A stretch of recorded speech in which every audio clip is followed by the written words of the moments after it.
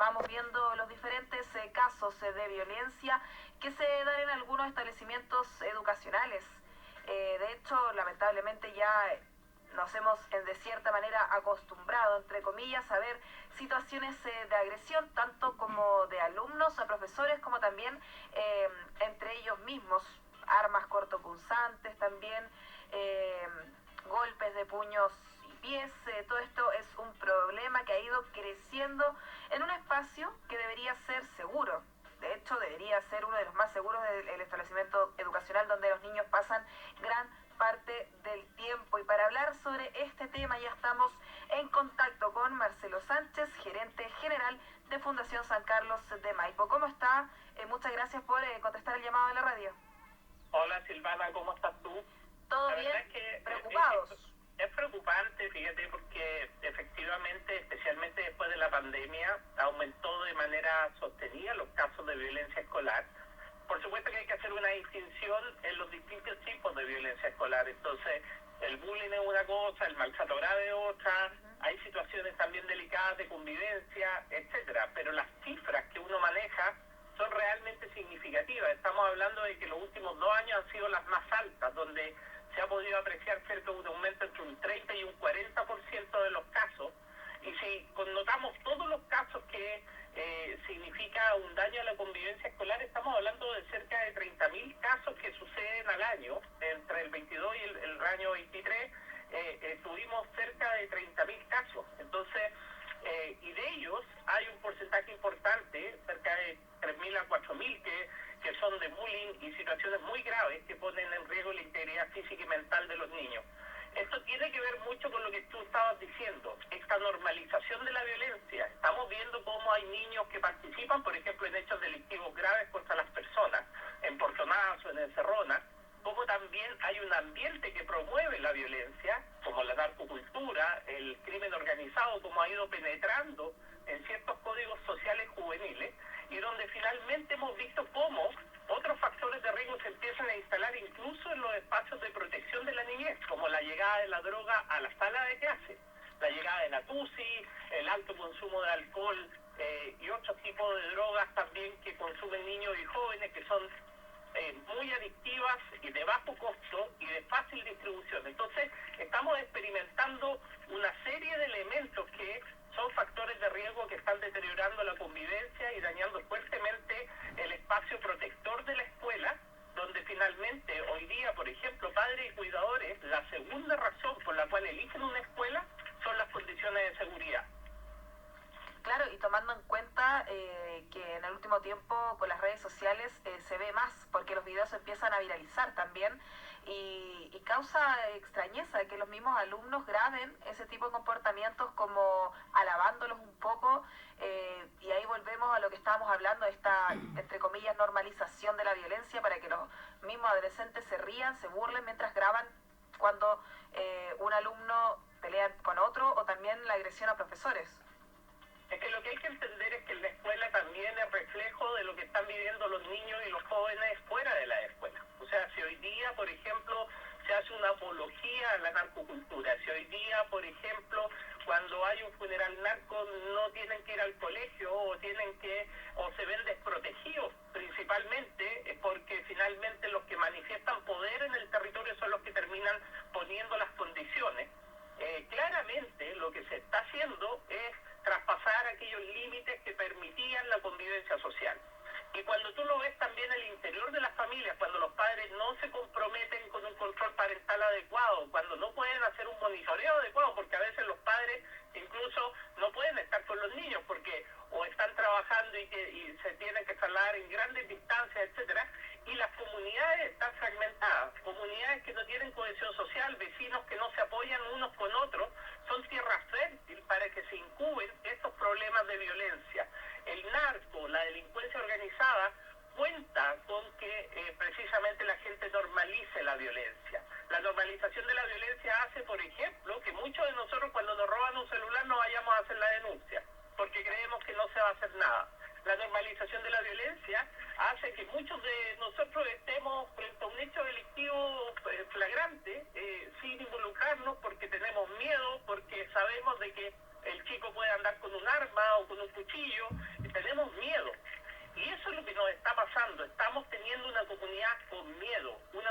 que finalmente va cediendo terreno a estos espacios de violencia porque se siente desprotegida, porque falta el control del orden público, porque faltan estrategias contra los grupos delictivos. Lo primero que hay que hacer es recuperar los territorios que están dominados por aquellos que son parte del crimen organizado. Hoy día son un 20% de los territorios, donde ocurre el 70% de los crímenes graves como los homicidios.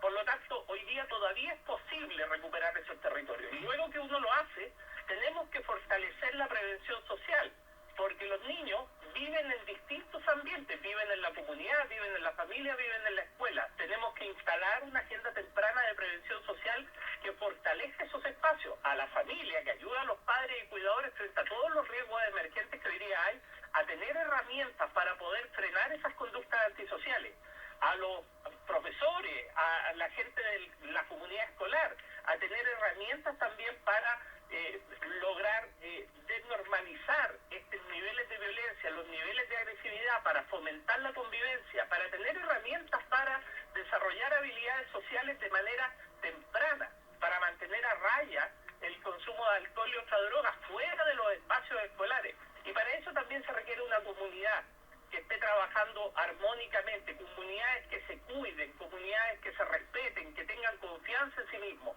Y por eso que tenemos que promover una oferta temprana, una agenda temprana de prevención social con programas que resulten. Pero para eso primero dar el primer paso, que es recuperar los territorios. Claro, pero lamentablemente usted nos hablaba de estas cifras preocupantes ya en los últimos 2 años al menos. ¿Por qué cree que estas cifras siguen subiendo cuando se han hecho un sinfín de campañas respecto a la no violencia? En los colegios se supone que también se hacen charlas, se conversa, hay reuniones de apoderados. Entonces, ¿qué es lo que está pasando? ¿Vendrá realmente el 100% de la casa o quizás es algo generacional? Porque, Silvana, no hay que confundir promoción con prevención. Cuando tú dices, mira, hacemos campañas comunicacionales, hacemos, qué sé yo, motivación, etcétera, eso no necesariamente va a generar un cambio de conducta. Los programas que tienen evidencia, que tienen resultados, trabajan con los padres y los cuidadores de manera intensa. Y lo hacen logrando compromisos, cambios conductuales, modelos de referencia distintos. Y esto se hace de manera seria, con fidelidad en la implementación, con programas que estén acreditados. No basta una charla motivacional. Muchas veces se gastan recursos en programas que no funcionan. Fíjate que más de la mitad de todos los programas que están dedicados a la niñez no tienen resultados. Y así lo acredita la DIPRES. Dice que no tienen resultados satisfactorios. Por lo tanto, estamos muchas veces invirtiendo recursos en programas que no funcionan. Lo que funciona es llegar antes, es trabajar con los padres y cuidadores desde temprana edad, ojalá en edad preescolar. Fíjate que nosotros tenemos un programa que se llama I Can Problem Solve, que traducido acá en Chile se llama Yo Puedo, que trabajamos con niños preescolares, NT1 y NT2, y que al cabo de 10 años se verifican cambios importantes en el desarrollo emocional, en el desarrollo cognitivo, en el rendimiento académico, etcétera. Es decir, hay que trabajar seriamente, hay que hacerlo en el largo plazo, hay que enfocarse en aquellos componentes que mueven la aguja. Cuando uno analiza, por ejemplo, los niños que cometen delitos, 7 de cada 10 desisten cuando vuelven a una familia prosocial o cuando vuelven al colegio. Y los 3 de cada 10 que no desisten requieren apoyo en salud mental, apoyo específico en el manejo de trauma complejo, que puedan reducir los niveles de agresividad, que puedan aumentar los niveles de empatía. Pero si tú vas hoy día a la oferta pública, te encuentras con un mejor niñez que tiene más de 45.000 niños en listas de espera. Y tenemos más de 14.000 niños en lista de espera en salud mental. Por lo tanto, lo primero que hay que hacer es invertir para reducir las listas de espera y facilitar el acceso a salud mental, facilitar el acceso a programas con evidencia, con resultados, y no solamente campañas comunicacionales. Las campañas comunicacionales no sostienen un cambio de conducta. Esto requiere un trabajo serio, de largo plazo, coordinado entre los distintos aspectos donde un niño desarrolla su vida. ¿Y qué pasa, por ejemplo, cuando un alumno agrede a un profesor? Porque el profesor tampoco, obviamente, no puede defenderse y estar respondiendo de la misma manera. ¿Qué pasa en ese momento? ¿Qué podría hacer el profesor? Porque ahí no estamos estamos hablando de que sería culpa de él, sino que ya viene por un tema de lo justamente que estábamos hablando, el tema de la salud mental, de que también puede venir de la casa. Entonces, ¿qué pasa ahí con el profesor? ¿El profesor está, no sé, cuidado, por ejemplo? ¿Tiene la posibilidad también de hacer denuncias? ¿Qué pasa? Porque al niño me imagino que no lo sacan del colegio. Las sanciones tienen que estar inscritas dentro del reglamento interno del colegio y por supuesto que también hay un marco que establece la ley cuando las agresiones son graves. Hay distintos marcos normativos, de la ley de violencia escolar hasta la ley de aula segura. O sea, hay mecanismos legales, pero los mecanismos legales no son suficientes, por lo que yo te explico. O sea, hoy día un niño que es ingresado a la ley penal adolescente tampoco recibe una oferta que sea adecuada para sus cambios de conducta mientras no reciba profesionales de tratamiento complejo. Lo que hay que fortalecer hoy día es la respuesta que viene después del elemento disciplinatorio, de la sanción. Lo que tenemos que ver es cómo desarrollamos una oferta realmente que permita un cambio en la conducta. Hay programas que son efectivos en nuestro país, como por ejemplo la terapia multisistémica. La terapia multisistémica busca la adherencia de un adulto responsable que va a acompañar al niño durante 24 horas en contacto con las duplas psicosociales que van a estar permanentemente trabajando con él determinados objetivos para sus cambios de conducta. 80% de quienes pasan por la terapia multisistémica logran volver a insertarse adecuadamente, reducir los niveles de violencia, no vincularse a delitos, etcétera. Pero ¿qué es lo que sucede? La terapia multisistémica tiene cupos para menos del 5% de la demanda. O sea, ahí es donde tenemos que poner foco. Ahora que viene la discusión presupuestaria, que está en este momento estudiándose el presupuesto exploratorio para presentar en el mes de septiembre, lo que deberíamos instalar es la necesidad de aumentar de manera significativa los recursos para ese tipo de programas que se hagan cargo de las conductas antisociales de los niños de manera eficiente, que logren resultados y que por lo tanto estén también disponibles dentro del contexto escolar para cuando tengamos situaciones como las que tú planteas. Claro, muchos auditores están conectados con nosotros, están comentando y la mayoría de ellos opina que hay que tratarlo desde la casa primero, que esos son los comportamientos después que podrían darse reflejados en el colegio, justamente lo que nosotros estábamos hablando. Sí, Silvana, mira, nosotros el año 2015 junto con Paz Ciudadana hicimos un estudio de exclusión de las personas privadas de libertad. Y lo primero que descubrimos es que cerca de un 40% de los que hoy día están presos tuvieron un papá, una mamá o un adulto responsable que estuvo preso. Y cuando tú analizas, por ejemplo, los niños que participan en delitos, te encuentras con la misma cifra, con familias que tienen un alto compromiso delictivo o están los papás presos o tienen un adulto responsable que está en vínculo con el delito. Por lo tanto, los modelos parentales son fundamentales para el desarrollo de conductas antisociales. Contrario sensu, modelos parentales positivos van a contribuir a que los niños desarrollen comportamientos sociales positivos. Y por lo tanto, el primer factor que hay que trabajar es con los padres, pero nadie trabaja con los padres. Precisamente, si tú mirabas, por ejemplo, la oferta que tenía el antiguo Sename, solo un 4,9% de toda la oferta del Sename trabajaba con los padres.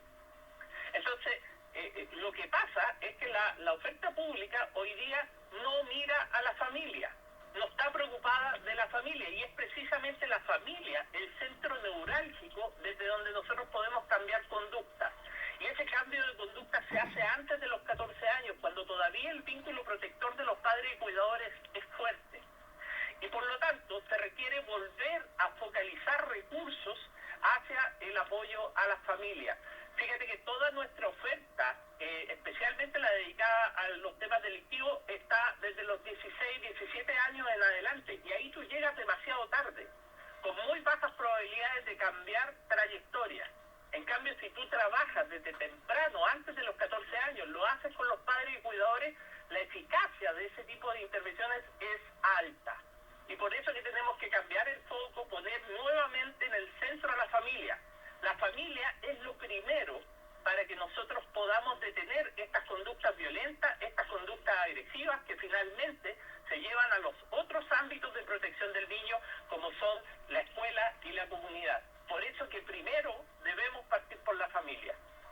Perfecto, se nos fue el tiempo, pero quedó todo clarísimo. Acá los auditores opinan igual que lo que estábamos comentando. Viene de la casa, hay que partir por los padres y es una lucha que pareciera, estamos lejos todavía de terminar, pero muchísimas gracias por la información. Estábamos hablando con Marcelo Sánchez, gerente general de Fundación San Carlos de Maipo. Muchas gracias por todas estas estadísticas, todos estos datos que nos entregó hoy día aquí en la hora de la radio. Muchas gracias, Silvana, y muchas gracias a los auditores. Bueno, y acá todos como papás y cuidadores asumir nuestro desafío de fortalecer la familia. Perfecto, muchísimas gracias. Buenas noches. Buenas noches.